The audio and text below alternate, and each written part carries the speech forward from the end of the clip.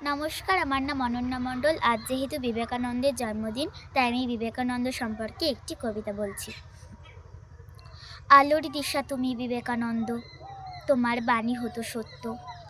ছোটবেলা থেকে তুমি ধ্যানী জ্ঞানী আর যে ব্রহ্মচারী, সন্ন্যাসরূপ গ্রহণ করেছ আর হয়েছ নির্মলী।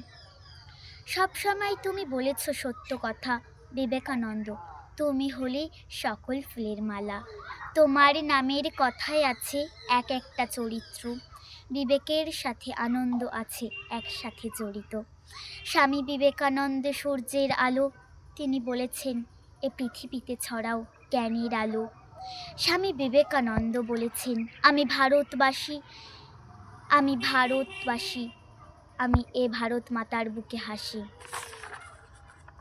তুমি আমাদের দেশের গৌরব, ভারতবাসীর মনে তুমি হলে তাদের সব। মারামারি থামিয়ে করেছো একজুটি, ফুলরা বলে আমরা নিশ্চিন্তে এ ধরার বুকে ফুটি। সমস্ত ঝগড়া মারামারি দম্ভ ভয় সব শেষ, তুমি বলেছ আমার জীবনই লোভিয়া জীবন, জাগরে সকল দেশ। 12ই জানুয়ারি তোমার জন্মদিন, অবাক হয়ে গিয়েছিল সবাই এই প্রতিভার। গর্ব করি আমরা সবাই, আজ তোমায় কোটি কোটি প্রণাম জানাই সবাই।